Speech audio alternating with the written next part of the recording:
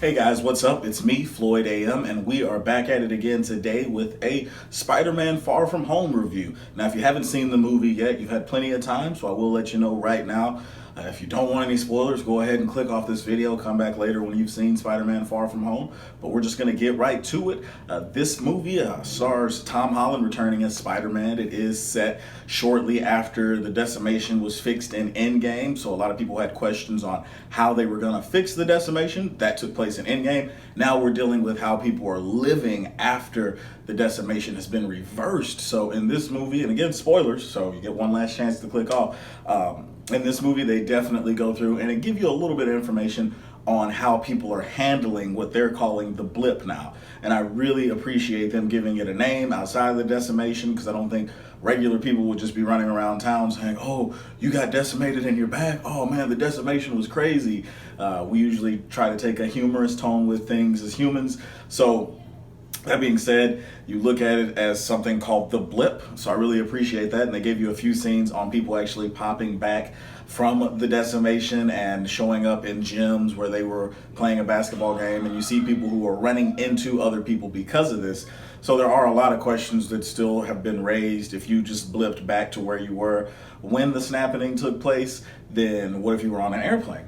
What if you were one of the people who got into a car wreck during that time frame? Do you just blip back up in that car? Even Aunt May said when she blipped back into her apartment, the people looked at her like she was crazy. The wife thought she was some woman from an affair. The mom thought she was a ghost. So there's just a lot of different things that come from this snapping slash the blip. One of the main things they kind of run with is that if you were, say, 10 years old when the snapping happened, then it's been 5 years, so you're now 15. So those kind of things take place where people who disappeared during the snapping are now reappearing as their same age. So if you were 15 when you got snapped, you're back at it again at 15. So you're now the same age as your 10-year-old brother, or in some cases your siblings are older than you. So there's just a lot of different dynamics that we're going to get a chance to take a look at as we go through phase 4. But this movie is the ending of phase 3. People had issues with that. I actually like the way they're playing it. Endgame was the end of an era, but the Far From Home movie is going to be the end of phase 3. Kind of gives you a bookend to everything instead of just saying, oh,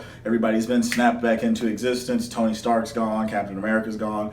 No, this movie gives you a preview on how they're going to deal with those people being gone. And Far From Home mainly settles around Spider-Man, Peter Parker, and how he's handling Iron Man no longer being around to kind of guide him through, since that was his father figure. It's a really well put together movie. Mysterio was a great villain, but it kind of suffers from the same thing a lot of the early Marvel movies suffer from. Decent villain, he's only there for this movie, then he gets killed off, and that happens with Mysterio just like it did with Killmonger. He doesn't rank at the top echelon of villains for the MCU, but he definitely is in the top 10 in my opinion. He had great reasoning for what he was doing.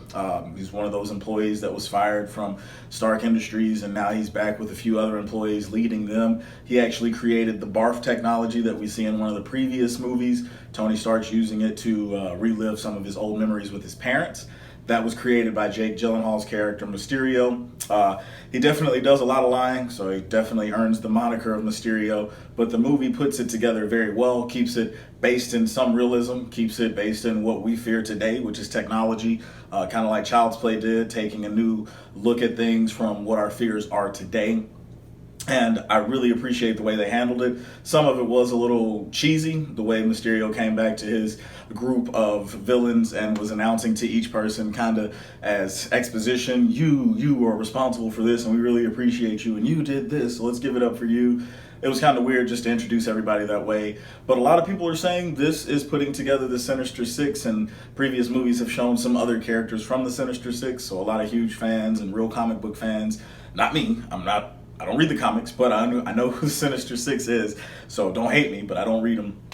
I definitely respect who they are and what they've done for the industry and would like to see them on film. You kind of thought back in the Andrew Garfield Spider-Man days, they were going to bring the Sinister Six in, but they did not. Looks like they were putting it together, and that got rebooted with Tom Holland, and then the whole Sony MCU Marvel merger thing happened where they're sharing Spider-Man now, so I just, again, like the way they're approaching it. A lot of people are saying they're getting Spider-Man fatigue because of Spider-Man Into the Spider-Verse, Homecoming, Far From Home. He was in, Civil War, Infinity War, Endgame. And it's like, did you see all of those? Have you played the PS4 game? Or are you just saying you're kind of tired of him because you're hearing his name over and over?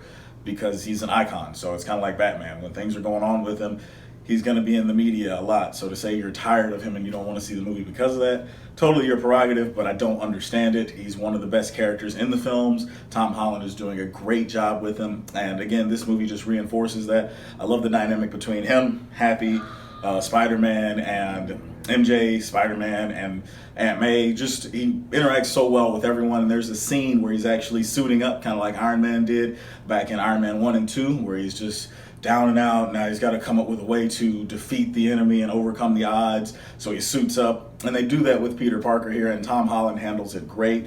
They even play the same song they played for Iron Man in the original movie when he's putting together his suit, and they show Tom Holland's Peter Parker going through, doing some of the same little motions that Tony Stark did when he was putting together his suit. So it's just really awesome. That part actually brought a tear to my eye, and I was really excited and hyped to see what suit he brought out and just how he handled himself and how he stepped into that role, because a major plot line or tone to the movie is who's going to be the next Iron Man. And that's what Mysterio is actually trying to become, and with his illusions and everything.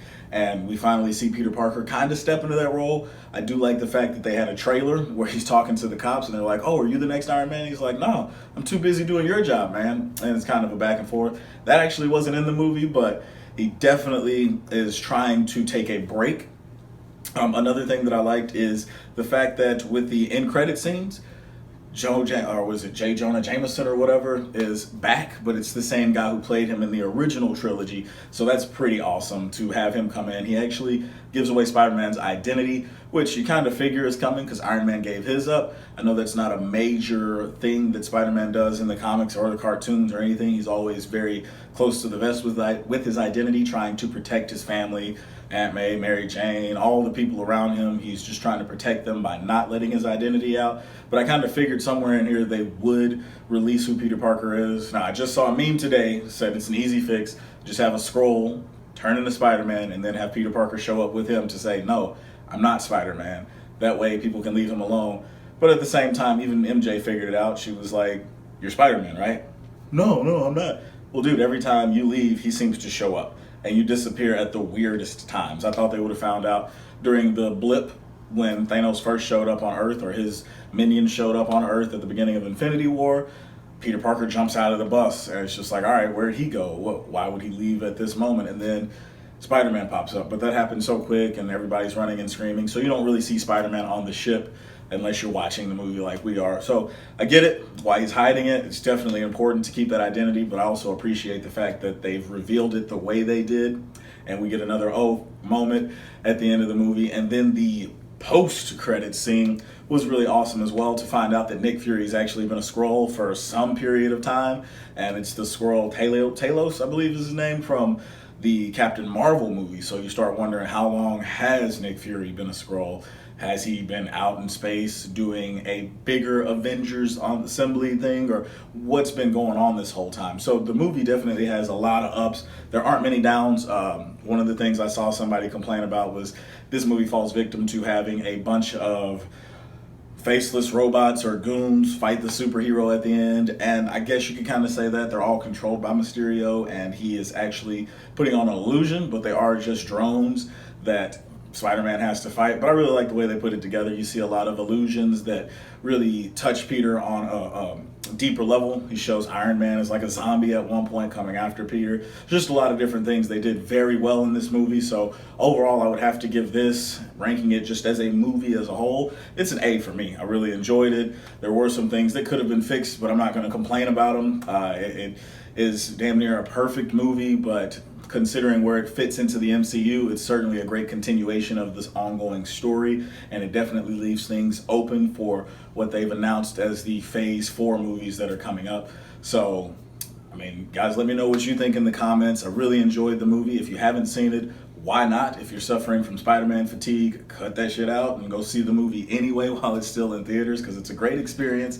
And again, just don't forget to like and subscribe. Let me know what you don't like about the videos, what you do like about the videos, what we can improve. And I'll be back at it again with our next video on Crawl. Peace.